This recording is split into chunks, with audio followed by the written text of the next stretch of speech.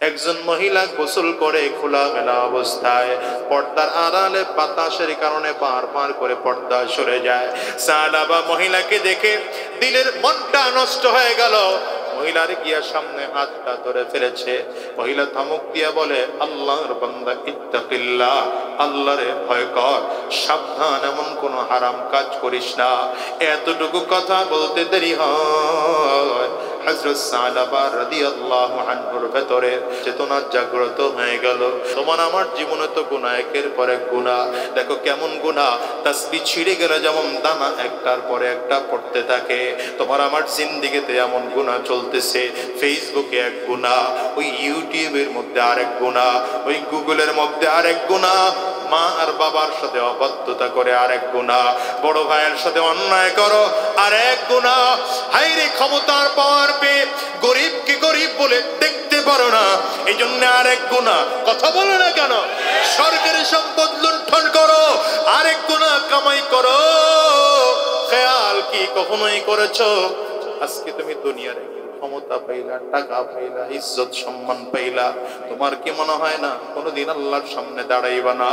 রব্বে কারীম বলেন, ওয়া আম্মা মান খাফা মাকাম রাব্বিহি ওয়া নাহান নাফসা আনিল হাওয়া ফাইন্নাল জান্নাতা হিয়াল মাওয়া ওয়া আম্মা মান খাফা মাকাম রাব্বিহি জান্নাতান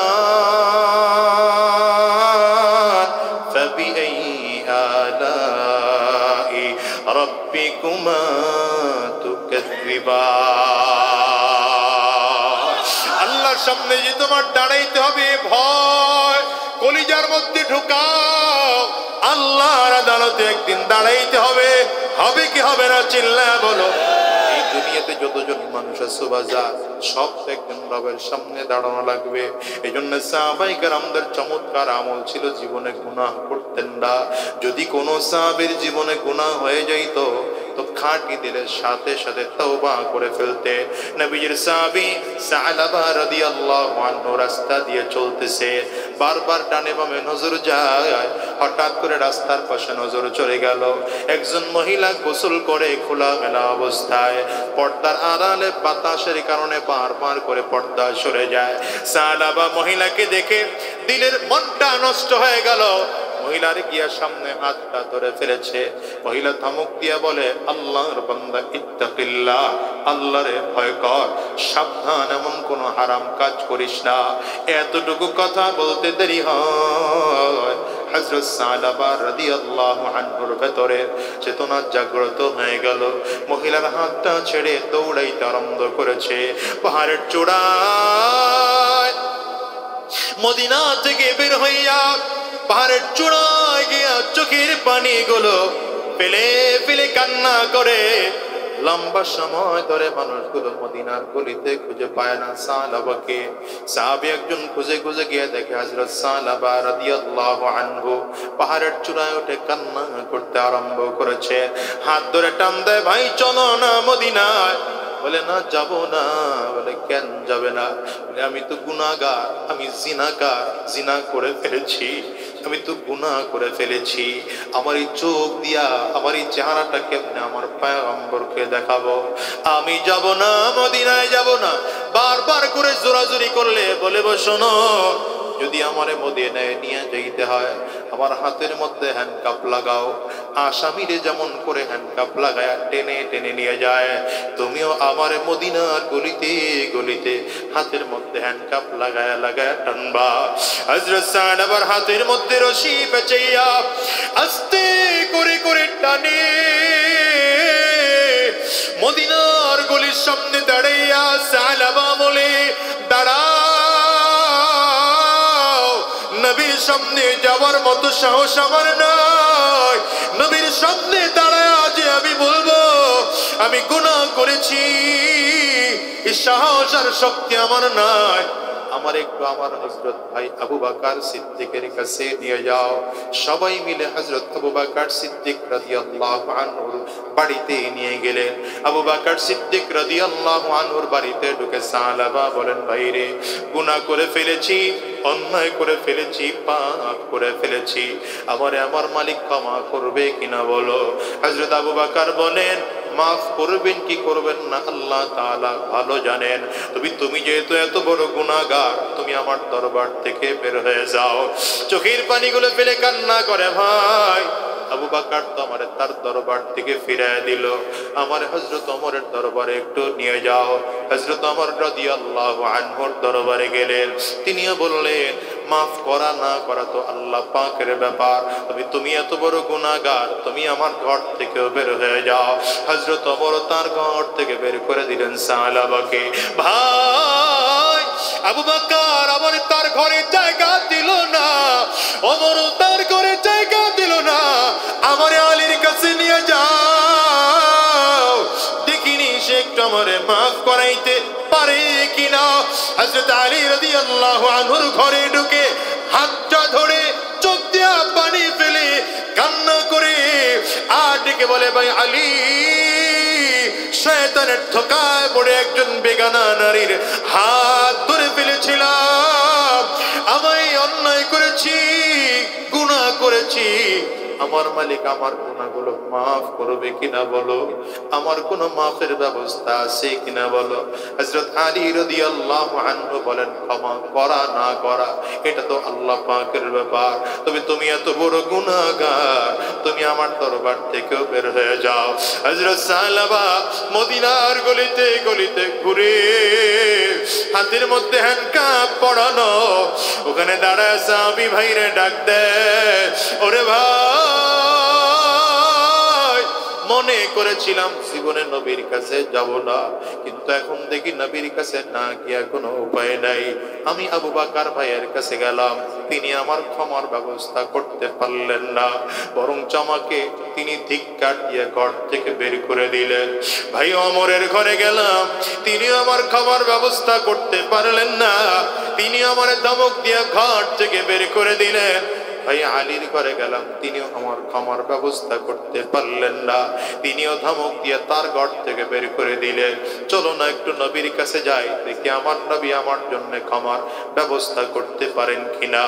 রাসূলুল্লাহ সাল্লাল্লাহু আলাইহি ওয়াসাল্লামের কাছে চলে আসছে, আমার নবীর সামনে দাঁড়ায়া চোখ দুটো নিচু করে মাথা নিচের দিকে দিয়া হাত জোর করে বলে, নবী আমার অন্যায় করে ফেলেছি, গুনাহ করে ফেলেছি, পাপ করে ফেলেছি, আমার মালিক আমারে মাফ করবেনি, আমার ক্ষমার ব্যবস্থা আসেনি। পয়গম্বর রাগ করে ফেললেন, ক্ষমা করা না করা তো আল্লাহ পাকের ব্যাপার, তুমি যে অন্যায় করেছ, তুমি আমার দরবার থেকে বের হয়ে যাও। সাহাবা রাদিয়াল্লাহু আনহু লজ্জিত হইয়া হাতের রশিগুলো খুলে ফেলাইলে, এবার মদিনার বাহিরে হাঁটতে আরম্ভ করেছে। চলে গেলেন মদিনার বাহিরে, কোথায় গিয়ে কান্না করে খবর নাই। 3 দিন পার হয়ে গেল, আল্লাহ তাআলা জিবরিলকে পাঠিয়ে দেয়। জিবরিল আমিন জিজ্ঞাসা করেন, পয়গম্বর আসমান কে বানাইছেন? বলে আল্লাহ বানাইছে। জমিন কে বানাইছেন? বলে আল্লাহ বানাইছে। মানুষকে কে বানাইছেন? বলে আল্লাহ বানাইছে। বলে মানুষ যদি গুনাহ করে মাফ করবেন কে? বলে আল্লাহ মাফ করবেন। জিবরিল জিজ্ঞাসা করেন, পয়গম্বর তাইলে আপনি আপনার সাহাবাকে কেন আপনার দরবার থেকে ফিরিয়ে দিলেন? আল্লাহ তাআলা তো সাহাবার জিন্দেগীর গুনাহগুলো মাফ করে দিয়েছে, আপনার কাছে কবর পাঠাইছেন নবী। সাহাবা কোথায় খুঁজে বের করে নিয়ে আসেন। আল্লাহ তাআলা তার জিন্দেগীর গুনাহ মাফ করে দিয়েছে। পয়গম্বর মসজিদে নববীর মেম্বরের মধ্যে দাঁড়ায় গেলেন, ও আমার সাহাবীরা, কে কোথায় আছো? আমার সাহাবারে খুঁজে বের করো। আল্লাহ ওরে ক্ষমা করে দিয়েছে, আমি ওরে ঘর থেকে বের করে দিয়েছি। হযরত আবু বকর দাঁড়িয়েছেন, হুজুর আমিও তো ঘর থেকে বের করে দিয়েছিলাম, আমি সাহাবাকে ডাকতে যাব। হযরত ওমর দাঁড়িয়েছেন, হুজুর আমিও ডাকতে যাব। হযরত আলী রাদিয়াল্লাহু আনহু দাঁড়িয়েছেন, আমিও যাব। মুরব্বি সাহাবী সালমান ফারিসি রাদিয়াল্লাহু আনহু দাঁড়িয়েছে, হুজুর আমাকেও অনুমতি দেন, আমিও যাব। চারজন মিলে মদিনার ভেতর খুঁজে কমপ্লিট করেছেন, পায় না। মদিনার বাহিরে ঘুরে কোথাও সাহাবারে পায় না।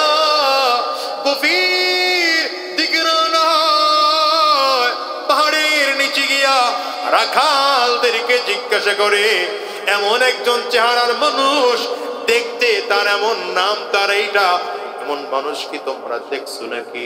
রাখাল গুলো বলে, আমরা দেখি না, তবে একজন মানুষ আমরা চিনি, তিনি এই পাহাড়ের চূড়ায় উঠে রাতের অন্ধকার যখন হয়ে যায় চিল্লায়া চিল্লায়া কাঁদতে থাকে। তার চিল্লানির তো আওয়াজ, তার চিল্লানির আওয়াজের কারণে আমাদের বাচ্চাগুলো ঘুমাইতে পারে না, আমাদের পশু পাখিগুলাও ঘুমায় না। সেই পাহাড়ের চূড়া উঠে চিল্লায়। হযরত ওমর অন্যান্য সাহাবীদেরকে ডাক দেয়, ভাই রে টেনশন করো না, এটাই আমাদের সাহাবা হবে, চলো না পাহাড়ের চূড়ায়। পাহাড়ের চূড়ায় উঠলেন, উঠতে উঠতে সন্ধ্যা হয়ে গেল, গড়িয়ে রাত চলে আসলো। হযরত ওমর খুঁজতেছেন কোথায় সাহাবা, পায় না। পাহাড়ের একটা পাথরের আড়ালে গিয়ে চারজন লোকে আছে। রাত আস্তে আস্তে করে গভীর হয়ে গেল, দেখেন কে যেন আস্তে আস্তে করে উপরের দিকে উঠতেছেন পাহাড়ের চূড়ায়। পাহাড়ের চূড়ায় উঠে পাথরের একটা কিনারায় দাঁড়ায় যায় নামাজ বিছায়া। 2 রাকাত নামাজ কমপ্লিট করে এবার দাঁড়ায় রবের কাছে ডাক দেয়, আল্লাহ, চিল্লা মালিক রে, জোরে ডাক দাও না একবার, আল্লাহ, জোরে চিল্লা মালিক ডাক দেয়, ওগো মালিক,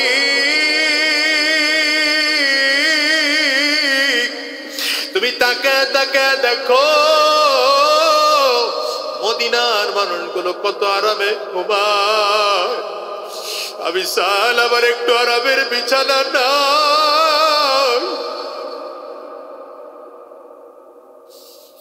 মদিনার মানুষগুলো কত নরম বিছানায় ঘুমায়, আমি সাল আবার একটু নরম বিছানা নাই। মদিনার মানুষগুলো সন্তান বুকে মাথা দিয়ে ঘুমায়, আমারও তো সন্তান আছে, সন্তান বুকে মাথা দিয়ে আমার ঘুমায় না। আমি বড় গুনাহগার, আমি এমন অন্যায় করেছি, আমার আবু বকর ভাই আমার ঘর থেকে বের করে দিয়েছে। আমি এমন অন্যায় করেছি, আমার ভাই ওমর আমাকে ঘর থেকে বের করে দিয়েছে। আমি এমন অন্যায় করেছি, আমার ভাই আলী আমাকে ঘর থেকে বের করে দিয়েছে।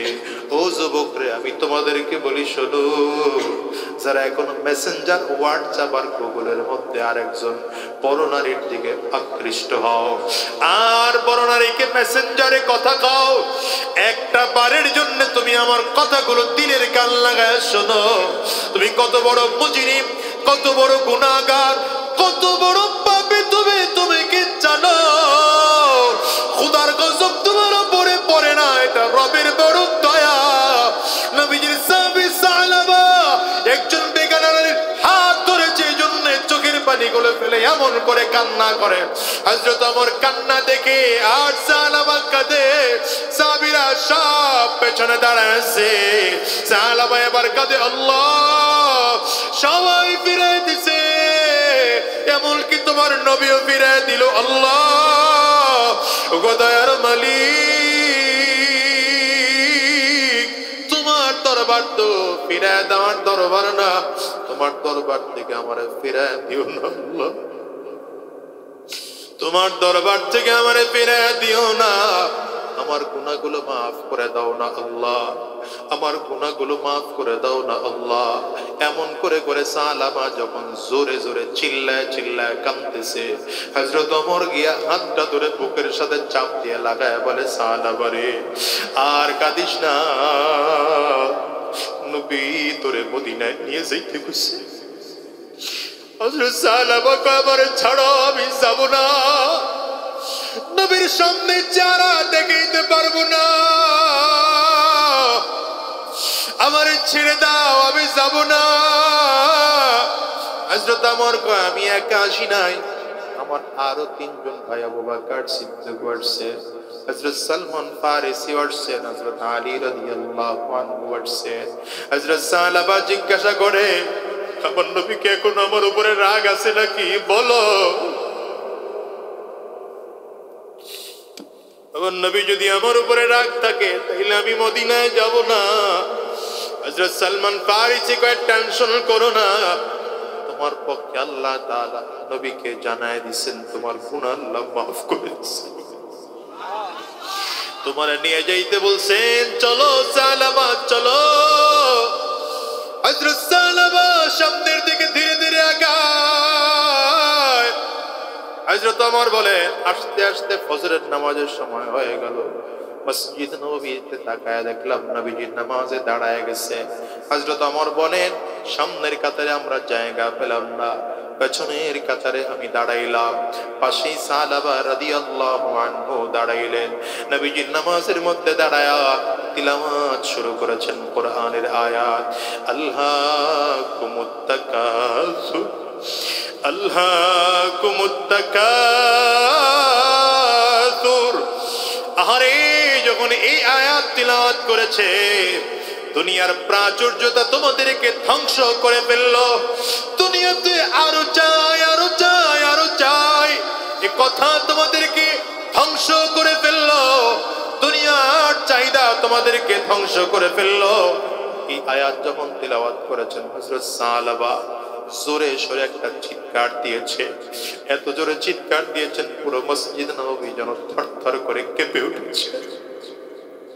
নবীজি যখন আবার পরের আয়াত তিলাওয়াত করলেন, হাত্তা যুরতুমুল মাকাবির, এই প্রাচুর্যতা কতদিন থাকবে? কবরে যাওয়ার আগ পর্যন্ত থাকবে।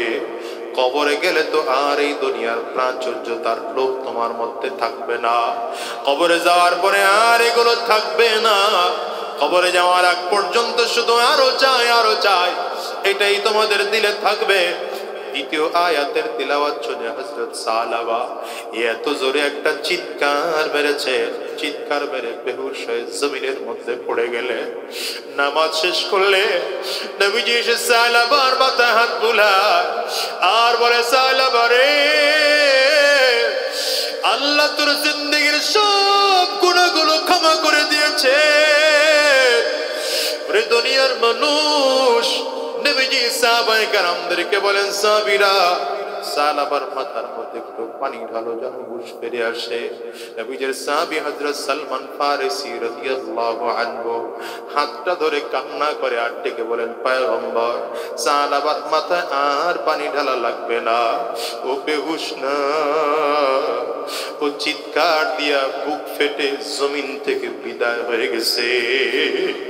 ওরে দুনিয়ার যুবক, কত তোমার গুনাহ জীবনে বলো, কত অন্যায় তুমি করো বলো, এই অন্যায়গুলো কি ক্ষমা চাইয়া আমার মালিকের কাছে মাফ চাইয়া মাফ করায়া কি বিদায় নিতে পারবা? তুমি বলো, যদি মাফ চাইয়া বিদায় নিতে না পারো, জাহান্নামের আযাব বড় ভয়ঙ্কর, জাহান্নামের আযাব বড় কঠিন।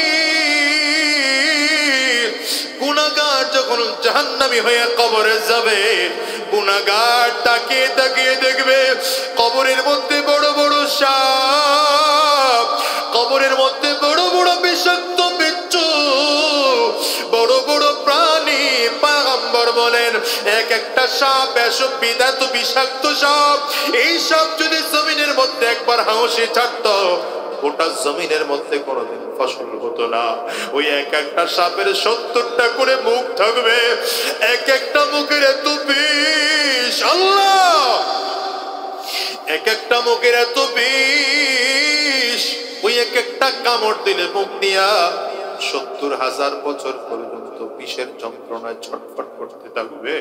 ও গোলাম রে, কোন দুনিয়ার জন্য পাগল হইলা বলো, কোন টাকা পয়সার পিছনে পাগল হইলা বলো, কোন ক্ষমতার জন্য পাগল হয়েছ বলো, এই দুনিয়াটা কয়দিনের বলো না। আজ এই ময়দানটার মধ্যে যারা আছো, কত মানুষ এমন আছে যাদের ঘরে মা জমিন থেকে বিদায়, কত মানুষ এমন আছে বাবা জমিন থেকে বিদায়। আছে না নাই বাজানে? একটু আওয়াজ করে বলেন না। কার কার ঘরে মা না? একটু হাতটা উঁচা করে দেখাও না বাজার। কার কার ঘরে বাবা না?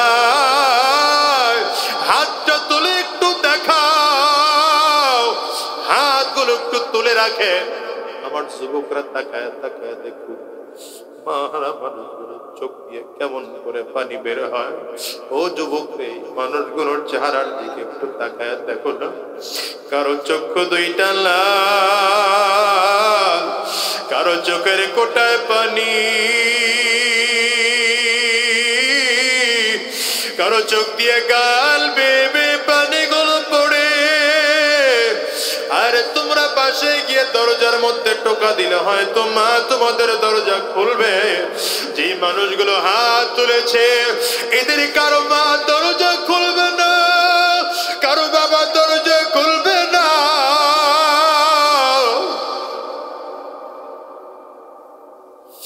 বাজান রে, এমন একটা দিন আসবে বাবা আর মায়ের মতো তোমাকে আমাকেও জমিন থেকে বিদায় হওয়া লাগবে। সাবধান করে বলি, দুনিয়ার এত মোহাম্মত করিও না বাজার, টাকা পয়সার পিছনে এত পড়িও না বাজার, ক্ষমতার মোহাব্বত করে আমার মালিক রে বলে যাও না, বরঞ্চ কলিজার মধ্যে তাকওয়া ঢুকাও, আমার মালিকের ভয় কলিজার মধ্যে ঢুকাও। আর মালিক রে বলো, আল্লাহ আমার চেয়ে বড় গুনাহগার এই তোমার জমিনের মধ্যে আর দ্বিতীয়টা নাই। পারলে রাতের অন্ধকারে তাহাজ্জুদ নামাজের মধ্যে দাঁড়াইয়া যাও, 2 রাকাত নামাজ পড়িয়া যায় নামাজের মধ্যে বসে যাও, ইস্তিগফার পড়তে থাকো, হাত উঁচু করে আল্লাহকে চিল্লা রাতের অন্ধকারে ডাক দিবা, আল্লাহ আমার চেয়ে বড় গুনাহগার এই জমিনের মধ্যে আর কেউ নাই, আমার চেয়ে বড় নিমক হারাম তোমার জমিনের মধ্যে আর কেউ নাই। ও দয়ার মালিক, আমি একা ছাড়া তোমার তো হাজারো কোটি বান্দা তোমার জমিনে আছে। তুমি যদি আমারে ক্ষমা না করো তোমার কোনো ক্ষতি নাই আল্লাহ, তোমার কোনো লাভ নাই, কিন্তু আমার বড় ক্ষতি। রাতের অন্ধকারে মালিক রে কান্না করে বলতে থাকো, আল্লাহ গভীর রাতে আমি তোমার গোলাম, আমি অন্যায় করে ফেলেছি, গুনাহ করে ফেলেছি, পাপ করে ফেলেছি, আমার জিন্দেগীর গুনাহগুলো মাফ করে দাও। রবের কাছে বলতে থাকো। কেন বলি জানো? শেষ রাতে উঠে আমার মালিক বান্দাকে ডাকতে থাকেন। প্রথম আসমানে এসে বান্দাকে ডাকেন, আলা মিন মুস্তাগফিরিন ফাগফির আলা, আলা মিন মুস্তারজিকিন ফারজুকা, আলা মুবতালিন ফাউআফিয়া। হে বান্দা, কি আছে মুসিবতের মধ্যে আমি আল্লাহর কাছে বল, আমি আল্লাহ তোর মুসিবত দূর করে দেব। কি আছো অভাবের মধ্যে, রিজিকের অভাবে, আমি আল্লাহরে বল, আমি আল্লাহ তোর জিন্দেগীর সব রিজিক অভাব দূর করে দেব। কে আছো গুনাহ করে ফেলেছ, আমি আল্লাহরে বল, আমি আল্লাহ তোর জিন্দেগীর সব গুনাহগুলো মাফ করে দেব। এই জন্য বাজান মালিক রে কান্না করো আর চিল্লা মাফ চাও। আজকের ময়দানটার মধ্যে যারা বসছো নিজের গুনাহের কথা স্মরণ করে কান্না করো।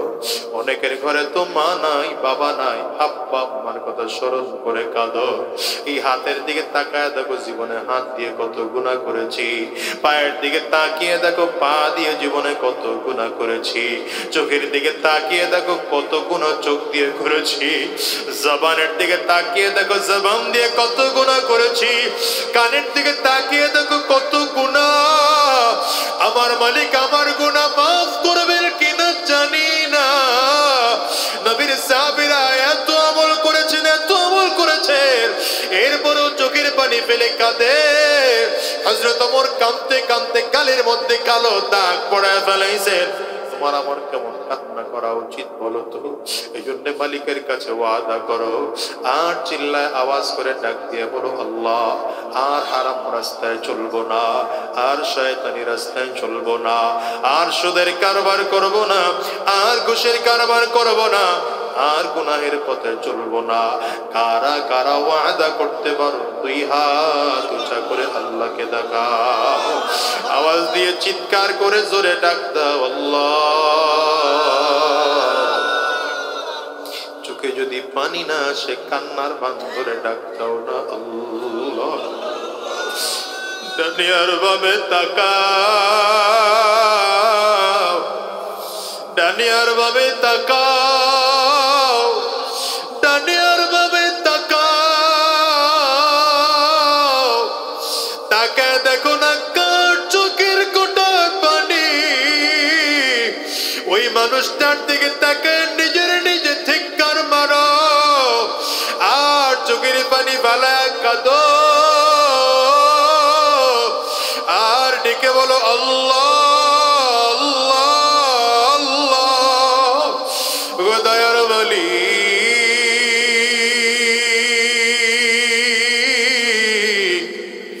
আমরা সবাই মিলে দুইটা তুচি করলাম, আয় আল্লাহ আর হারাম রাস্তায় চলবো না, আর শয়তানি রাস্তায় চলবো না, আর গুনাহের পথে চলবো না, আর গুনাহের পথে চলবো না। 5 ওয়াক্ত নামাজ আদায় করব, দ্বীনের পথে চলবো। আল্লাহ তুমি কবুল করে নাও, কবুল করে নাও। চিৎকার করে বলো আমিন। জবান খুলে আওয়াজ দিয়ে বলো আল্লাহুম্মা আমিন। আমার বাজান, রাত অনেক গভীর হয়ে গেছে। আমি যে কথা বুঝাতে চেয়েছিলাম, যতদিন এই জমিনে থাকবো তাকওয়াবান হয়ে জমিন থেকে বিদায় হব। রাজি আছি তো ইনশাআল্লাহ? বসেন, এখন কেউ উঠেন না। আখিরি মোনাজাত না দিয়ে একজনও যাবেন না। শয়তান চাবে না যে আপনি আখিরি মোনাজাত দিয়ে যান, ঠিক না ঠিক বলেন? আমি মূল কথা যেটা বোঝাতে চেয়েছিলাম এটা মনে রাখেন। 4টা কথা। অধিকাংশ মানুষ জাহান্নামে যাবে কি কি কারণে বলেন তো? তাকওয়ার জাহান্নামে যাওয়ার কারণ 2টা। 1 নম্বর জবান, 2 নম্বর লজ্জাস্থান। 2 কারণে মানুষ বেশিরভাগ জাহান্নামে যাবে। আর বেশিরভাগ মানুষ জান্নাতে যাবে কয় কারণে? তাও 2 কারণে। 1 হচ্ছে তাকওয়া, 2 নম্বর উত্তম চরিত্র। এজন্য আসেন আমরা সকলে তাকওয়াবান হব, আখলাক ওয়ালা হব, জবানের হেফাজত করব, ইজ্জতের হেফাজত করব। আল্লাহ আমাদের তৌফিক দান করুন। আওয়াজ করে জবান খুলে চিল্লায় বলেন আমিন। আলহামদুলিল্লাহিল্লাযী আহাতা বিকুল্লি শাইইন ইলমা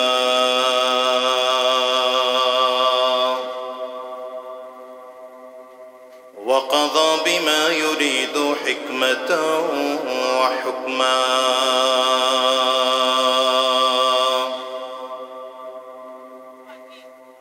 وأنعم بالنعم ابتلاء وامتحانا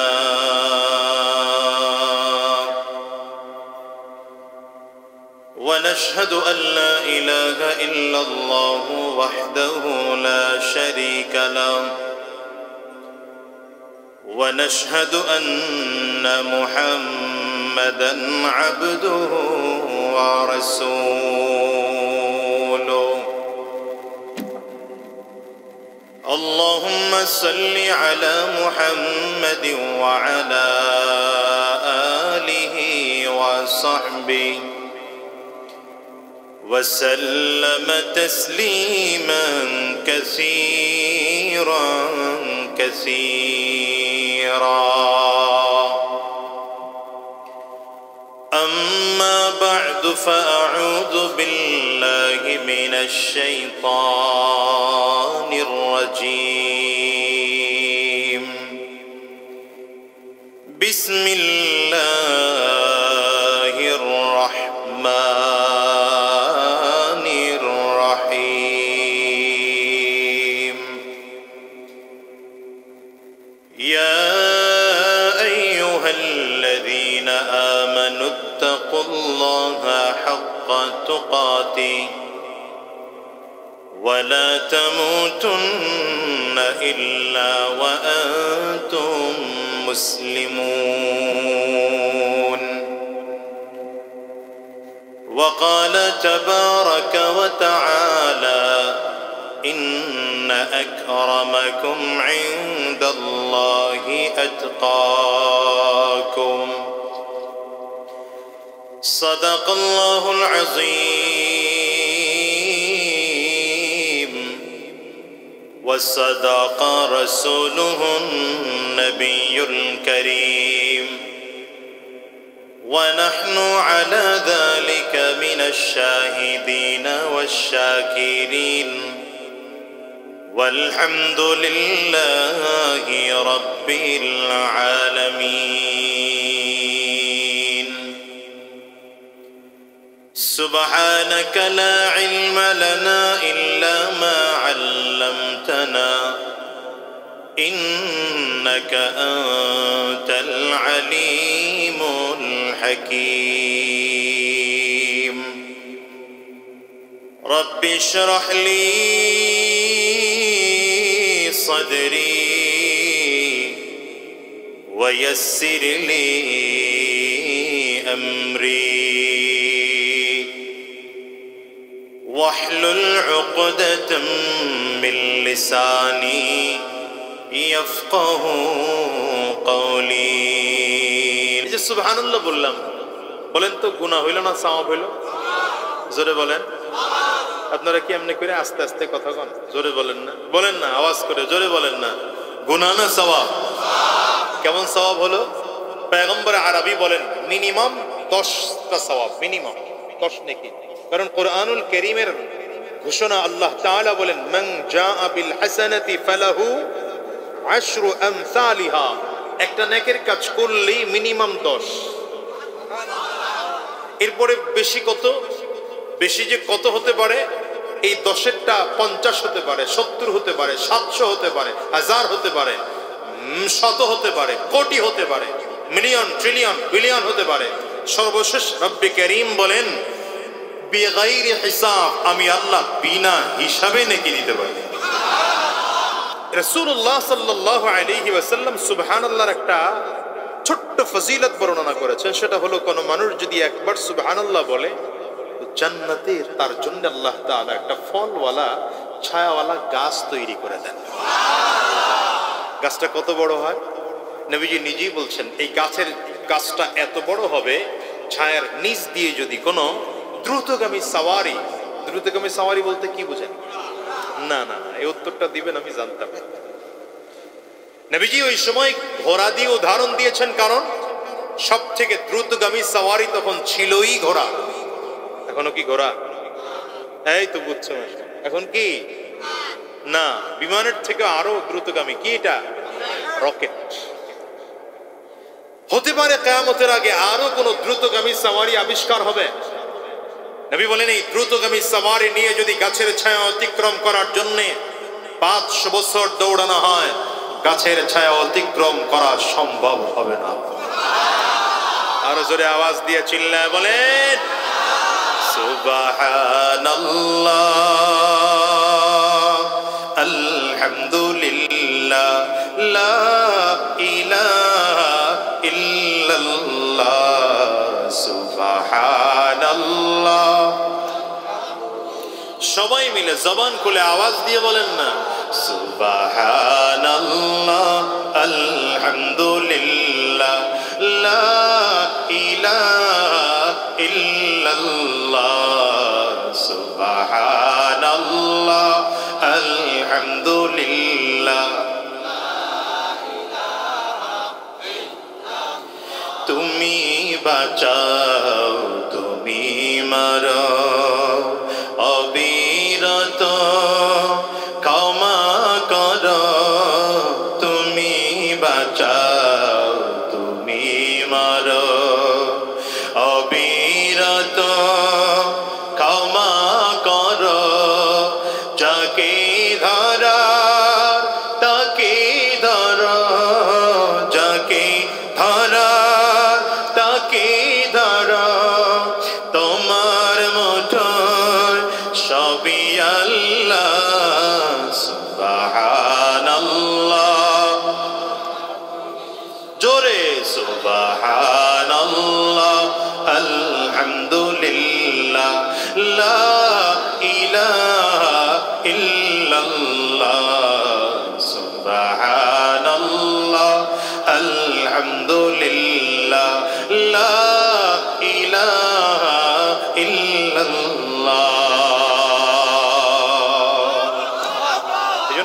দিয়ে সুবহানাল্লাহ বলা যাবে না? এবার আওয়াজ দিয়ে সকলে বলেন সুবহানাল্লাহ, বলেন আলহামদুলিল্লাহ, চিৎকার করে জোরে আল্লাহু আকবার, হয় না আওয়াজ আরো জোরে আল্লাহু আকবার, দুই হাত উঁচা করে চিল্লায় আল্লাহু আকবার, নারে তাকবীর। আল্লাহ বলেন ইয়া আইয়ুহাল্লাযীনা আমানুত্তাকুল্লাহা হাক্কা তুকাতিহ, ঈমানদারদেরকে লক্ষ্য করে আল্লাহ তাআলা বলেন আমি আল্লাহকে ভয় করো, ভয় করার মতো। কাকে ভয় করার মতো ভয় করতে হবে? আঙ্গুল উঁচা করে জবান খুলে চিল্লায় জোরে আল্লাহকে ভয় করার মতো ভয় করতে বলেছে। ভয় জিনিসটা কি? তাকওয়া জিনিসটা কি? সহজ ভাষায় বুঝেন। রব্বে করিম ভিন্ন আয়াতে বলেন ইন্না আকরামাকুম ইনদাল্লাহি আতকাকুম। আল্লাহ বলেন আমার কাছে সম্মানের মাপকাঠি কি জানা? সম্মানের মাপকাঠি হলো তাকওয়া। যার মধ্যে তাকওয়া যত বেশি আমি আল্লাহর কাছে সম্মানিত সে তত বেশি। আরো জোরে বলেন। যার তাকওয়া যত বেশি আল্লাহ পাকের কাছে সেই ব্যক্তি তত বেশি সম্মানিত। তাকওয়া জিনিসটা কি? তাকওয়া শব্দটা আরবি, বাংলা অর্থ হলো ভয়। বলেন বাংলা অর্থ কি? জোরে বলেন, আওয়াজ করে বলেন। কার ভয়? আরো জোরে, আঙ্গুল উঁচা করে। আল্লাহর ভয়। এটা একটা অ্যান্টিবায়োটিক, এটা অ্যান্টিভাইরাস। কারো দিলের মধ্যে যদি তাকওয়া থাকে সেই মানুষটাকে আল্লাহ তাআলা বদ আমল থেকে কুদরতি ভাবে হেফাজত করবেন। যেমন দেখবেন যারা কম্পিউটার চালায় এরা কম্পিউটারের মধ্যে একটা অ্যান্টিভাইরাস ইনস্টল করে রাখে। দেখছেন না? দেখেন নাই? বুঝেন নাই আপনারা? রাখে যারা কম্পিউটার চালায়। আবার আপনারা ডাক্তারের কাছে গেলে দেখবেন ডাক্তার একটা ঔষধ দেয়, এর মধ্যে খুব সিরিয়াস রোগী হলে অ্যান্টিবায়োটিক ডোজ দেয়, দেখি না? এই তাকওয়াটা হলো অ্যান্টিবায়োটিক ডোজ। ঔষধের অ্যান্টিবায়োটিক ডোজ কেন? শরীরের মধ্যে যদি কোনো জার্ম থাকে, যদি কোনো পয়জন থাকে, যদি কোনো সমস্যা থাকে, ভাইরাস থাকে, অ্যান্টিবায়োটিক খাইলে ওর চাপে জার্ম শরীরে টিকতে পারে না। ঠিক অ্যান্টিভাইরাস যদি কোনো কম্পিউটারের মধ্যে থাকে সে কম্পিউটারকে কোনোদিন ভাইরাস অ্যাটাক করতে পারে না।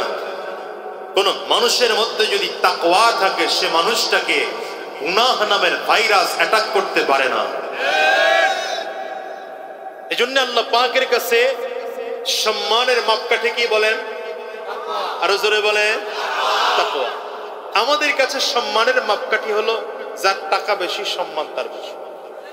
এটা আমাদের সমাজের অবস্থা। যার ক্ষমতা বেশি তার দাম বেশি। কি ঠিক না বেটি? আমাদের সমাজের অবস্থা হলো যেই মানুষ যত বেশি টাকাওয়ালা তার সম্মান তত বেশি। আল্লাহ বলেন আমার কাছে টাকাওয়ালার ক্ষমতাওয়ালার দাম নাই, আমার কাছে দাম হলো, মূল্য হলো তাকওয়াওয়ালা। কার দাম? জোরে বলেন কার দাম? এই তাকওয়াওয়ালা যার মধ্যে যত বেশি তাকওয়া তার আত্মা তত বেশি পরিশুদ্ধ। এজন্য আল্লাহ তাআলা ভিন্ন আয়াতে বলেন قد أفلح من زكاها وقد خاب من دساها। অন্য আয়াতে আল্লাহ বলেন قد أفلح من تزكى। গোলাম রে, দুনিয়ার মধ্যে সফল কাম কে হলো জানো নাকি? দুনিয়ার মধ্যে সফল কাম ওই মানুষটা যেই মানুষটার আত্মা পরিশুদ্ধ হয়ে আছে। যেই মানুষটার আত্মা যত বেশি পরিশুদ্ধ সেই মানুষটার কলবের মধ্যে তাকওয়া তত বেশি। যেই মানুষটার কলবের মধ্যে তাকওয়া যত বেশি সেই মানুষটা গুনাহ মুক্ত তত বেশি। ঠিক না? তাকওয়ার অন্যতম উদাহরণ হলো নামাজ। তাকওয়ার অন্যতম উদাহরণ হলো রোজা। এজন্য আল্লাহ তাআলা তাকওয়ার দিকে বান্দাকে ডাকেন। নামাজের দিকে ডাকার সময় মুয়াজ্জিনকে আল্লাহ তাআলা শিখিয়ে দিলেন হাইয়া আলাস সালাহ হাইয়া আলাল ফালাহ। নামাজের দিকে আসো, তাহলে সফল হইবে। তাকওয়া গ্রহণ করো তো সফল হইবে। তাকওয়া গ্রহণ করলে যেমন সফল হওয়া যায়, নামাজের দিকে আসলেও বুঝেই না। তাকওয়া গ্রহণ করলে যেমন সফল হওয়া যায়, নামাজ পড়লেও তেমন সফল হওয়া যায়। রাসূলুল্লাহ সাল্লাল্লাহু আলাইহি ওয়াসাল্লাম তাকওয়ার কত গুরুত্ব দিয়েছেন। হযরত আবু হুরায়রা রাদিয়াল্লাহু আনহু থেকে বর্ণিত তিরমিজির হাদিস, সুইলা রাসূলুল্লাহ সাল্লাল্লাহু আলাইহি ওয়াসাল্লাম আন আকতারি মা ইউদখিলুন নাসাল জান্নাহ। পয়গম্বর আরবীকে জিজ্ঞাসা করা হলো, পয়গম্বর এমন কোন আমল আছে নাকি, এমন কোন গুণ আছে নাকি মানুষের, যে গুণগুলো অর্জন করলে বেশিরভাগ মানুষ জান্নাতে যেতে পারবে? এমন কি গুণ আছে যে গুণের কারণে বেশিরভাগ মানুষ জান্নাতে যাবে? পয়গম্বর বলেন সেই গুণ হলো দুইটা। এক নম্বর তাকওয়াল্লাহ ওয়া হুসনুল খুলুকি। পয়গম্বর বলেন এক নম্বর গুণ হলো যার মধ্যে আল্লাহ পাকের ভয় আছে। দ্বিতীয় নম্বর যার আখলাক ভালো, চরিত্র ভালো। নবী আমার বলেন এই দুই গুণে গুণান্বিত মানুষগুলো বেশি জান্নাতে যাবে। এবার সাহাবায়ে কেরামদের মনের মধ্যে প্রশ্ন, তাহলে জাহান্নামে কি কি গুণ থাকার কারণে বেশিরভাগ মানুষ জাহান্নামে যাবে? ওয়াসুইলা রাসূলুল্লাহ সাল্লাল্লাহু আলাইহি ওয়াসাল্লাম আন আকতারি মা ইয়াদখুলুন নাসান নারা। পয়গম্বর তাইলে বলেন তো বেশিরভাগ মানুষ কি কারণে জাহান্নামে যাবে? রাসূলুল্লাহ বলেন তারও দুইটা কারণ। এক নম্বর আল ফামু, দ্বিতীয় নম্বর ওয়াল ফারাজু। দুই কারণে বেশিরভাগ মানুষ জাহান্নামে যাবে। এক নম্বর কারণ হলো যার জবান, জবানের কারণে মানুষ জাহান্নামে যাবে। দ্বিতীয় নম্বর লজ্জাস্থানের কারণে মানুষ জাহান্নামে যাবে। তাইলে জান্নাতে যাওয়ার কারণ কয়টা? জোরে বলেন। এক নম্বর তাকওয়া, তাকওয়ার কারণে মানুষ জান্নাতে যাবে। দ্বিতীয় নম্বর উত্তম চরিত্রের কারণে মানুষ জান্নাতে যাবে। জাহান্নামে যাওয়ার কারণ কয়টা? তাও দুইটা। জবানের কারণে মানুষ জাহান্নামে যাবে, লজ্জাস্থানের কারণে মানুষ জাহান্নামে যাবে। এখন ভালো করে বুঝেন, কোন মানুষটা যদি জবানকে হেফাজত করতে পারে, লজ্জাস্থানকে হেফাজত করতে পারে, পয়গম্বর বলেন মাইয়াযমান লি মা বাইনা লিহইহি ওয়া মা বাইনা রিজলাইহি আযমান লাহুল জান্নাহ। কোন মানুষ যদি দুইটা জিনিসের জমিনদার হয়ে যায়, আমি নবী তার জন্য জান্নাতের জমিনদার হয়ে গেলাম। মানুষ জমিনদার হবে দুই জিনিসের। কয় জিনিসের? পয়গম্বর বলেন যে কেউ যদি দুই জিনিসের জমিনদার হয়ে যায়, এর মধ্যে এক নম্বর কোন মানুষ যদি জবানের জমিনদার হয়ে যায়, মা বাইনা লিহইহি, দুই চোয়ালের মাঝে যা থাকে, তার মানে জিহ্বা যদি কেউ কন্ট্রোল করতে পারে। দ্বিতীয় নম্বর দুই পায়ের মাঝে যা থাকে, তার মানে লজ্জাস্থানকে যদি কন্ট্রোল করতে পারে। আর রাসূল আরবী বলেন আমি আল্লাহ পয়গম্বর তাকে জান্নাতে নেওয়ার জমিনদার হয়ে গেলাম। সহজ ভাষায় বুঝেন, জান্নাতে যাওয়া আর জাহান্নাম থেকে কি চরিত্র লাগবে? ভালো চরিত্র লাগবে। তিন নম্বর জবানের হেফাজত করতে হবে। চার নম্বর লজ্জাস্থানের হেফাজত করতে হবে। কথা কয় না? এই চারটা জিনিস যদি থাকে তাহলে মানুষ জান্নাতে। আরো জোরে বলেন। তাহলে সে মানুষটা জান্নাতি, জাহান্নাম থেকে বেঁচে থাকতে পারবে। সাহাবায়ে কেরামদের তো তাকওয়া ছিল ভাই। সাহাবায়ে কেরামদের টাকা ছিল না, পয়সা ছিল না, ক্ষমতা ছিল না, ইজ্জত ছিল না, দুনিয়ার শান ও শওকতওয়ালা জীবন তাদের ছিল না। জীবনটা ছিল গরিবী হালাত। কিন্তু সাহাবায়ে কেরামদের মধ্যে তাকওয়া ছিল। বলেন তো কি ছিল? চরিত্রটা ভালো ছিল, জবানটা ভালো ছিল, জবান দিয়ে যা বলতো তাই করতো, লজ্জাস্থান হেফাজত করতেন। এই জন্য সাহাবায়ে কেরামদের দাম এত বেশি যে কোন কোন সাহাবীর ব্যাপারে এমনও বলা হয়েছে নবীজির আগে জান্নাতে যায়। সুবহানাল্লাহর পাওয়ার ভালো না খুব একটা। আমি আপনাদের সুবহানাল্লাহ দিয়ে সন্তুষ্ট হইতে পারতেছি না। 13 খাদার সুবহানাল্লাহর দশা এমন কেন? ফরমানি ভিজায় রাখছেন, আওয়াজ দিয়ে চিল্লায় জোরে বলেন না সুবহানাল্লাহ। আসলে সমস্যা হয়েছে কি, মাহফিল অনেক বেশি চলতেছে তো দেশে, গুরুত্ব কম, করুক না, ওয়াজ করতে থাকে। শুরুই হয় নাই নাকি? হ্যাঁ বুঝছে।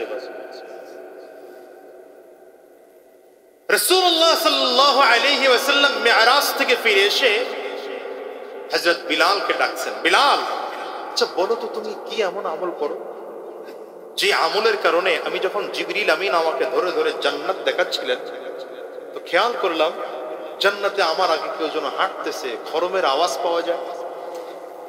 সুবহানাল্লাহ। আগামীকাল কোয়েল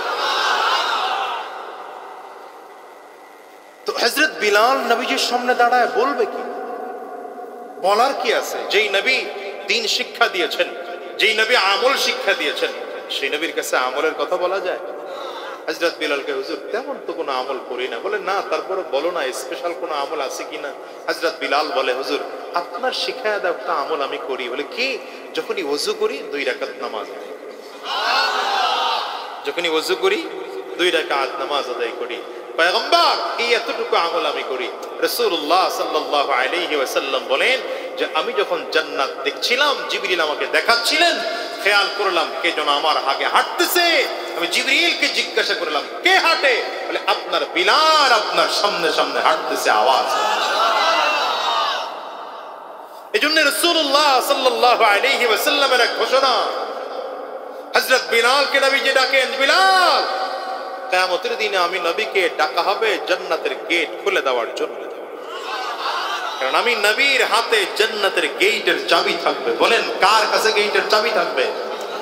সিরিয়াল বুঝেন, আমার নবীর হাতে জান্নাতের গেটের চাবি থাকবে। নবী বলেন আমাকে বলা হবে জান্নাতের চাবিটা দিয়ে গেট খুলে দেওয়ার জন্য। আমি আমার হাতের চাবি দিয়ে জান্নাতের গেট খুলবো। আমার আগে কোন নবীরা জান্নাতে ঢোকার পারমিশনই পাবে না। সবার আগে আমি নবী জান্নাতে ঢুকবো। কে ঢুকবেন সবার আগে? কে ঢুকবেন সবার আগে? আমাদের নবী। বলেন কে ঢুকবেন সবার আগে? আমাদের নবী জান্নাতে ঢোকার পরে অন্যান্য নবীরা জান্নাতে ঢোকার পারমিশন পাবে। তার মানে আমার নবীর আগে কোন নবীরা জান্নাতে ঢোকার পারমিশনই পাবে না। অন্যান্য নবীদের যাওয়ার সিরিয়াল যখন শেষ হবে তখন এই নবীর উম্মত, শেষ নবীর উম্মত, আখিরি নবীর উম্মত কারা? বলেন না, বলেন না, বলেন না। একটু বুকে হাত লাগায় বলেন না আল্লাহ কবুল করো, আল্লাহ কবুল করো, আমিন বলি। নবী আলাইহিস সালাম এই জন্য বলেন যে উম্মতদের জান্নাতে যাওয়ার সিরিয়াল যখন শুরু হয়ে যাবে, জান্নাতের 8টা দরজা একসাথে খুলে আবু বকরকে ডাকা হবে। আবু বকর যেই দরজা দিয়ে ঢুকতে মনে চায় সেই দরজা দিয়ে জান্নাতে ঢুকে যাও। একটা আশ্চর্যের খবর আছে, বলবো? হ্যাঁ, নবীজি সবার আগে জান্নাতে যাবেন। এর আগে জান্নাতে কোন নবীরাও যাবে না। চমৎকার একটা বিষয় হলো আমার নবীর আগে নবীর একজন উম্মত জান্নাতে যাবে। সুবহানাল্লাহর পাওয়ার ভালো না? পয়গম্বর ডেকে বলেন বিলাল কিয়ামতের ময়দানে আমি নবী যেই সওয়ারিতে আরোহণ করে জান্নাতের মধ্যে ঢুকবো, সেই সওয়ারির লাগাম ধরে ধরে ধরে ধরে তুমি বিলাল আমি নবীর আগে জান্নাতে যাইবা।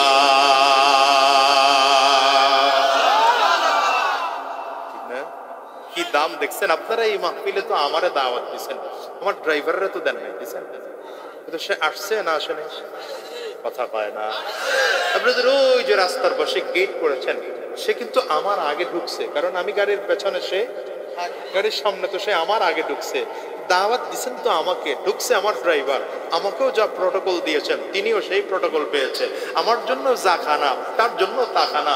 নবী বলেন বিলাল যদিও তুমি নবী না, কিন্তু শেষ নবীর উম্মত হওয়ার কারণে, শেষ নবীর সাহাবী হওয়ার কারণে স্পেশাল মর্যাদা তোমার। তুমি তো গোলাম, তোমার বাবাও গোলাম, তোমার দাদাও গোলাম, টাকা পয়সার দিক থেকে নিঃস্ব, ক্ষমতার দিক থেকে একেবারে নিঃস্ব।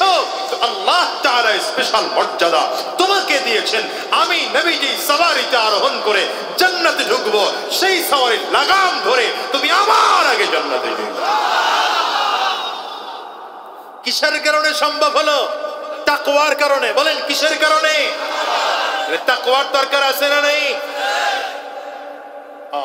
আমাদের সমাজে তো তাকওয়া নেই, আল্লাহর ভয় নাই। কামাই করতে গিয়ে আল্লাহর ভয় নাই। হালাল হারাম, সত্য মিথ্যা, ভালো মন্দ, পাক না পাক, জায়েজ না জায়েজ, যা মনে চায় তা খায়। কথা বলেন না কেন? তাকওয়ার বাদ বিচার নাই। যদি আল্লাহর ভয় থাকতো সুদখোর সুদ খেতে পারতো না, আল্লাহর ভয় থাকতো ঘুষখোর ঘুষ খেতে পারতো না, আল্লাহর ভয় থাকলে চাঁদাবাজ চাঁদাবাজি করতে পারতো না, আল্লাহর ভয় থাকলে মসজিদ কমিটি নিয়ে দুর্নীতি করতে পারতো না, আল্লাহর ভয় থাকলে দেশের সম্পদ বিদেশ পাচার করতে পারতো না, আল্লাহর ভয় থাকলে উল্টা পাল্টা রাজনীতি করতো না। তাকওয়া যদি কারোর মধ্যে থাকে তার পরিবর্তন কত হয়। ছোট্ট কথা মনে পড়ে গেছে, বলবো। হযরত ওমর ফারুক রাদিয়াল্লাহু আনহু তিনি যখন অর্ধ পৃথিবীর শাসক, কতটুকু শাসক? আল্লাহু আকবার, 2.25 কোটি বর্গ মাইলের শাসক। তখনকার আবাদি জমিন যতটুকু ছিল 3 ভাগের 2 ভাগের শাসক ছিলেন হযরত ওমর। এই হযরত ওমর ফারুক রাদিয়াল্লাহু আনহু একবার সিরিয়ায় যাওয়ার পরে হযরত ওমর রাদিয়াল্লাহু আনহুর একটা ভালো আমল ছিল যে রাতের অন্ধকারে একা একা চলতেন। এটা আমার নবীর অভ্যাস ছিল, হযরত ওমরের একটা অভ্যাস ছিল রাতের অন্ধকারে সিরিয়ার জমিনে গিয়া একা একা ছদ্মবেশে ঘুরতেছেন। তাকায় দেখেন বাড়ির সামনে জোনাকি রাত, হালকা হালকা চাঁদের আলো, একজন মহিলা বসে আছে, অত্যন্ত চেহারা মলিন করে, মুখ বেজার করে বসে আছে। হযরত ওমর গিয়া সালাম দিলেন, আসসালামু আলাইকুম ওয়া রাহমাতুল্লাহ।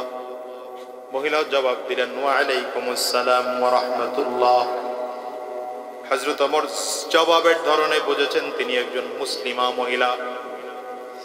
জিজ্ঞেস করলেন, মা কেমন আছেন?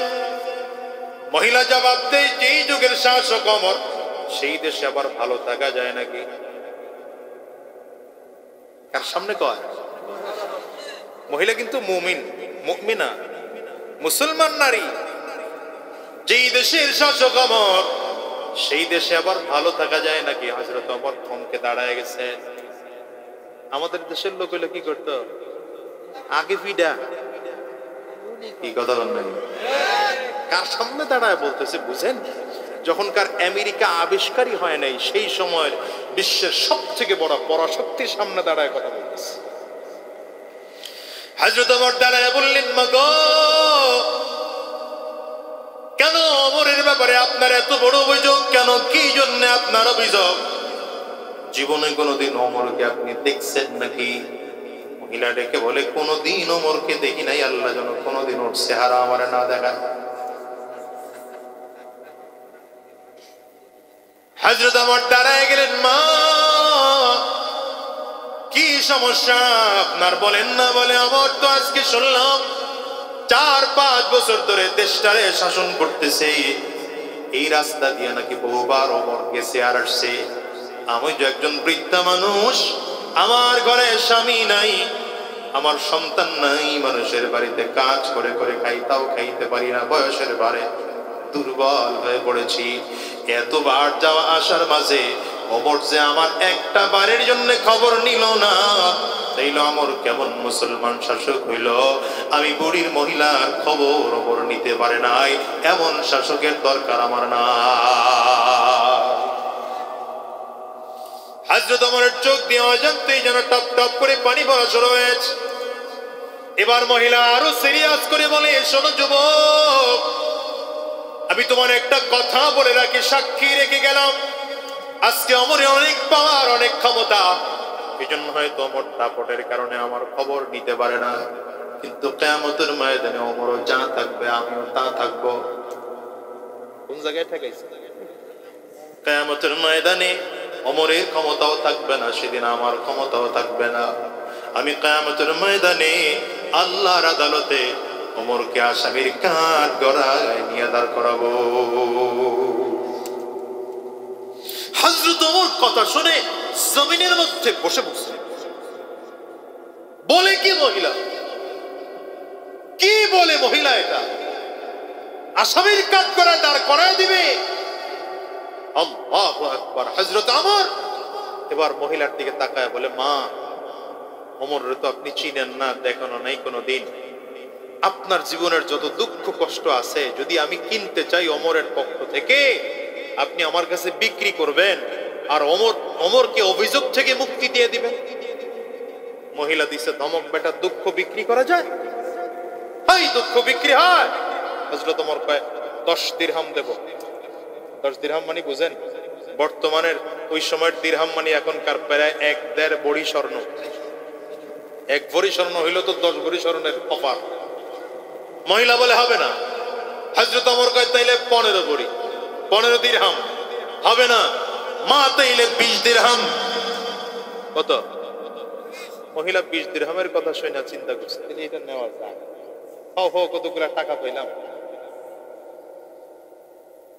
মহিলা বলে রাজি হয়ে গেছে। হযরত ওমর কই তাইলে রাজি হইলে আমাকে এটা ওয়াদা দিতে হবে, 20 দিরহামের বিনিময়ে আপনি ওমরকে মাফ করে দিয়েছেন, কিয়ামতের ময়দানে আল্লাহর আদালতে আসামির কাঠগড়ায় দাঁড় করাবেন না। এটা ওয়াদা দিতে হবে। বলে হ্যাঁ ওয়াদা দিলাম। কথাবার্তা শেষ, টাকা পয়সার লেনদেন হবে। এই মুহূর্তে হযরত উসমান আর হযরত আলী রাদিয়াল্লাহু আনহু খুঁজতে বের হয়েছেন, ভাই ওমর কই গেল? খুঁজে খুঁজে খুঁজে দেখেন বৃদ্ধা মহিলার সামনে হাঁটু গেড়ে হযরত ওমর মাথা নিচু করে বসে আছে। দূর থেকে ডাক দিচ্ছেন, ইয়া আমিরুল মুমিনিন। আরে কি বুঝেন আপনারা? আওয়াজ দিয়ে একটু জোরে জবান খুলে সুবহানাল্লাহ পড়েন না? কি যুগ ছিল ভাই, কি যুগ ছিল। আমরা হুজুররা আপনার করে বুঝাইতেই পারলাম না। আপনারা বারবার খালি ওই দাড়িওয়ালা, দাড়ি ছাড়া, টুপি ছাড়া, বেনামাজি, সুদখোর, ঘুষখোর গুলারে ধরে ধরে নেতা বানান, নামাজি গুলারে চোখেই দেখেন না আপনারা। আর বলেন হুজুররা দেশটারে কিছু করতে পারবে না কি মিয়া? দিয়ে দেখেন না হুজুরদের হাতে ক্ষমতা। দেশে কোনো চোর থাকবে না, ডাকাত থাকবে না, গুন্ডা থাকবে না, বদমাশ থাকবে না, থাকবে না। ঠিক কিনা? হাত উঁচা করে চিল্লায়। পারলাম না আপনার করে আমরা। আল্লাহ সহি বুঝ দান করুন। আওয়াজ করে চিল্লায় জোরে বলেন আমিন। যখন হযরত আলী রাদিয়াল্লাহু আনহু আর উসমান বিন আফফান রাদিয়াল্লাহু আনহু ধমক দিয়েছেন, মহিলা সেপড়া খেয়ে দাঁড়ায় গেছে। আরে এখানে আমিরুল মুমিনিন কে? তখনকার আমিরুল মুমিনিন মানেই তো সে হযরত ওমর। কথা পায় না। আমিরুল মুমিনিন মানেই কি? ওমর। মহিলা আশ্চর্য হয়ে গেছে, কে সে ওমর? কোথায় আমিরুল মুমিনিন? হযরত ওসমান বিন আফফান কই যে আপনার সামনে হাঁটু গেড়ে বসা উনি যুগের শ্রেষ্ঠ খলিফাতুল মুসলিমিন আমিরুল মুমিনিন নবীজির সাহাবী ওমর ইবনুল খাত্তাব রাদিয়াল্লাহু আনহু। মহিলার চোখ দিয়ে পানি পড়া শুরু হয়েছে, হাত জোর করে কান্না করতে আরম্ভ করছে। ডেকে ডেকে বলে, ওমর বুঝি নাই, আমি আপনারে চিনি নাই, এই জন্য নবীর সাহাবী সম্পর্কে অনেক বড় বড় কথা বলে দিয়েছে। নবীর সাহাবী সম্পর্কে এতটুকু দুশমনী আমার দিলের মধ্যে নেই, কিন্তু আমি একজন বৃদ্ধা মানুষ, অসহায় অবস্থায় পড়ে আছি। আপনি এত বছর হয়ে গেল খবর নিতে আসেন নাই, কষ্টে আপনার কানে কয়েকটা কথা বলে ফেলছি, আপনি আমারে মাফ করে দেন, আপনি আমারে শাস্তি দিয়েন না। হযরত ওমর হাত বাড়ায় দিয়া বলেন, মাগো কথাবার্তা এখন চলবে না, আপনার সাথে আমার চুক্তি হয়েছে 20 দিরহাম দিয়ে আপনার দুঃখ কিনে নিতে হবে। 20 দিরহাম মহিলার হাতে দিয়া নিজের চাদরটা ছিঁড়ে ভাগ করে একটা টুকরা মহিলার হাতে দিয়েছেন, কলমটা গায়ে দিলেন, মাগো আমার এই কাপড়ের টুকরার মধ্যে লিখে দেন 20 দিরহামের বিনিময়ে আমার জীবনের সকল দুঃখ কষ্ট ওমরের কাছে বিক্রি করে দিয়েছি। ওমরের ব্যাপারে কিয়ামতের ময়দানে আল্লাহর আদালতে দাঁড়ায় আর কোনো অভিযোগ আমি দেব না। মা এই কথাটা লিখে দেন না। মহিলা কথা লিখতে বাধ্য হয়ে গেল।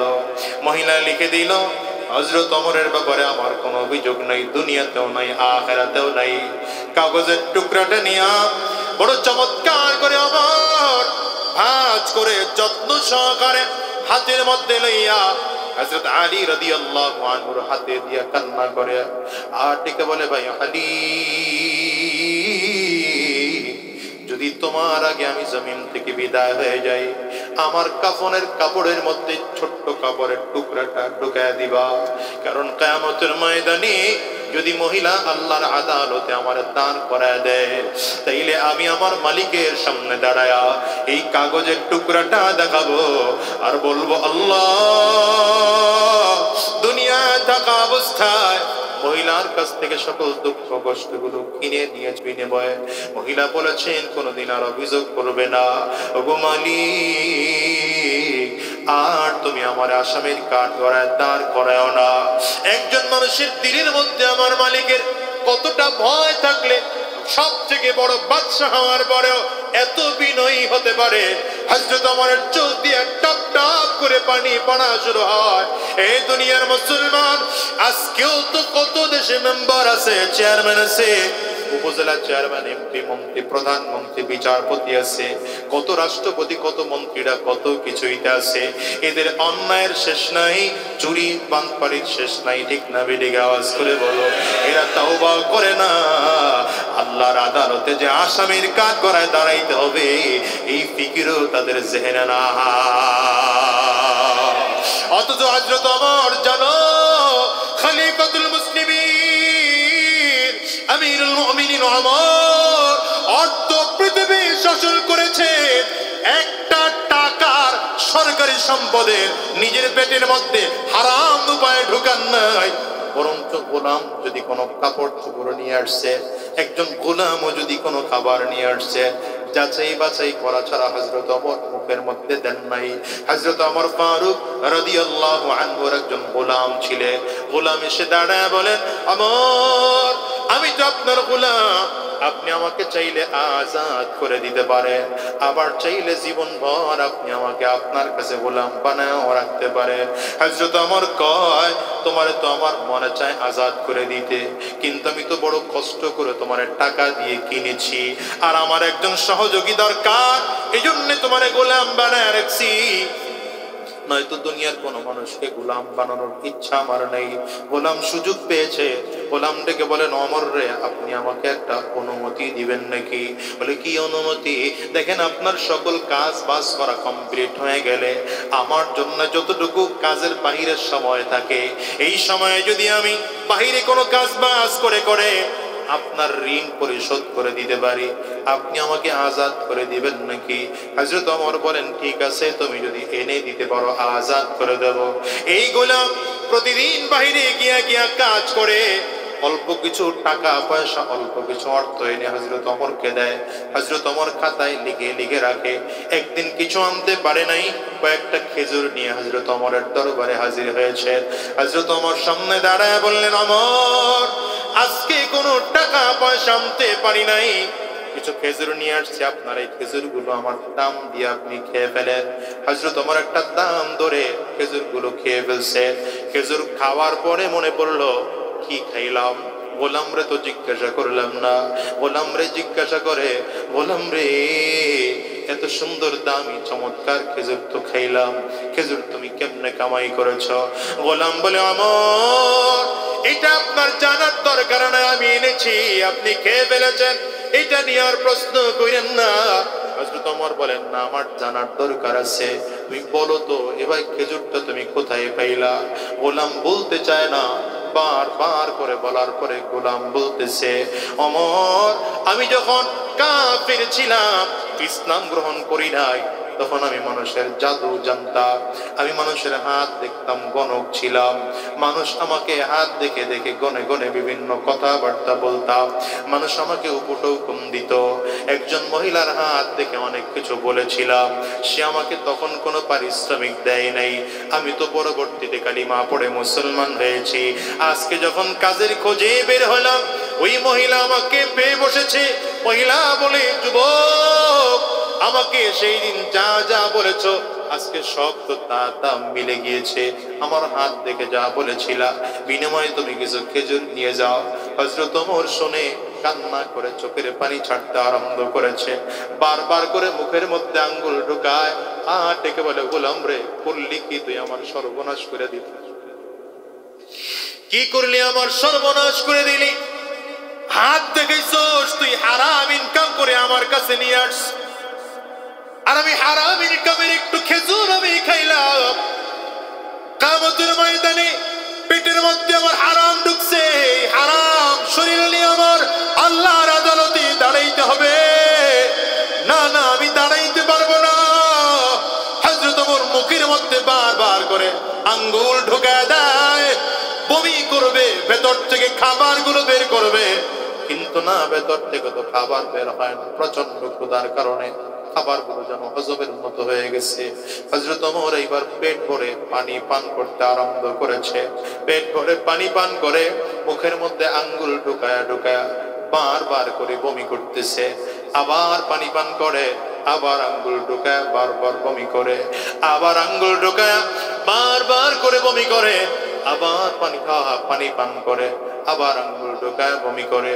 আর গোলাম রে বলে, গোলাম, আমি ওমরের শরীরের মধ্যে একটা ফোঁটা রক্ত, হারাম রক্ত নাই, আমার ওমরের একটা গ্রাম রক্ত, একটা গ্রাম গোশত হারাম দিয়ে তৈরি করা হয় নাই।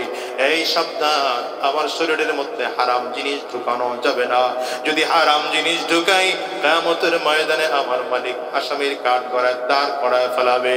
আমি পারবো না, পারবো না। এই দুনিয়ার যুবক, আজকে হারাম উপায়ে তুমি কত কাজ করো বলো? কেন করো? সুদের ব্যবসা কেন করো? তাকওয়া নাই তো সুদের ব্যবসা করো, তাকওয়া নাই তো ঘুষের ব্যবসা করো, তাকওয়া নাই তো মানুষের সাথে ধোঁকাবাজি করো, তাকওয়া নাই তো জমি আইল ঠেইলা আরেক দিকে নিয়ে যাও, তাকওয়া নাই তো আরেকজনের সম্পদ চুরি করো, তাকওয়া নাই তো সরকারের সম্পদগুলো চুরি করো। তাকওয়া যদি থাকতো, খোদার কসম করে বলি, চুরি করতে পারতা না। চিল্লায় জোরে বলো ঠিক কিনা? সাহাবায়ে কেরামদের জীবন কত চমৎকার জানো? সাহাবায়ে কেরামদের জীবনটা তাকওয়া দিয়ে ভরপুর ছিল।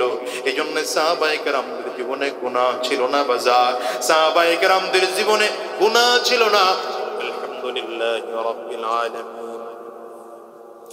والصلاة والسلام على سيد الأنبياء والمرسلين. ربنا ظلمنا أنفسنا وإن لم تغفر لنا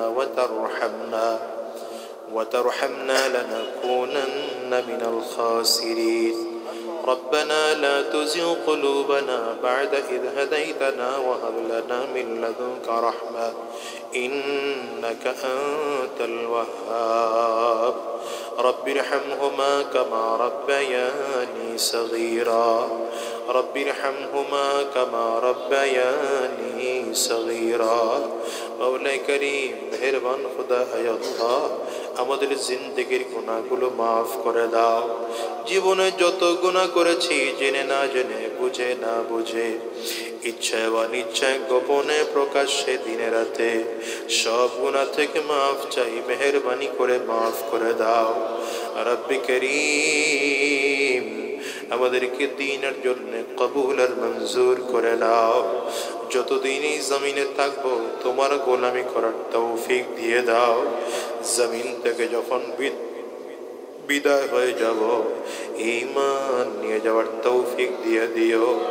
আয় আল্লাহ, শয়তানের ধোঁকা থেকে হেফাজত করো, জালিমের জুলুম থেকে হেফাজত করো, হিংসুকের হিংসা থেকে হেফাজত করো। আয় আল্লাহ, আমাদেরকে দ্বীনের জন্য কবুল ও মঞ্জুর করে নাও। আজকের এই মাহফিল করতে গিয়ে যারা টাকা পয়সা, মেধা, শ্রম, বুদ্ধি দিয়ে সহযোগিতা করেছেন, প্রত্যেককে তুমি কবুল আর মঞ্জুর করে নাও। এই মসজিদ কমিটির প্রত্যেকজন দায়িত্বশীলকেও কবুল করে নাও। আমরা যারা এখানে উপস্থিত হলাম, আমাদেরকেও তুমি কবুল করে নাও। গুনাহগার বানায় বাড়িতে ফিরাইও না আল্লাহ। জিন্দেগির গুনাহগুলো মাফ করাইয়া নিষ্পাপ বানায় বাড়িতে নিও আল্লাহ। আয় আল্লাহ, আমাদেরকে দীনদার, ইমানদার বানায় দাও, দীনওয়ালা, ইমানওয়ালা বানায় দাও। যতদিন এই জমিনে থাকবো, তোমার গোলামি করার তৌফিক দিয়ে দাও। রব্বি করিম, এলাকার সকল মা বোনদেরকেও তুমি কবুল করে নাও। মুরব্বী বাজানদেরকেও কবুল করে নাও। যুবকদেরকেও তুমি কবুল করে নাও। মাসুম বাচ্চাদেরকেও তুমি কবুল করে নাও। আয় আল্লাহ, গোটা বাংলাদেশে ইসলাম কায়েম করে দাও। গোটা বাংলাদেশে কোরআনের আইন চালু করে দাও। উলামায়ে কেরামদেরকে এক ও নেক হয়ে কাজ করার তৌফিক দিয়ে দাও। উলামায়ে কেরামদেরকে এক ও নেক হয়ে চলার তৌফিক দিয়ে দাও। আমাদেরকে দ্বীনের পথে চলার তৌফিক দিয়ে দাও। প্রতি বছর যেন সুন্দর করে আয়োজন করতে পারেন সেই তৌফিক দিয়ে দাও। সুবহানা রাব্বিকা রাব্বিল ইজ্জাতি আম্মা ইয়াসিফুন ওয়া সালামুন আলাল মুরসালিন ওয়ালহামদুলিল্লাহি রাব্বিল আলামিন।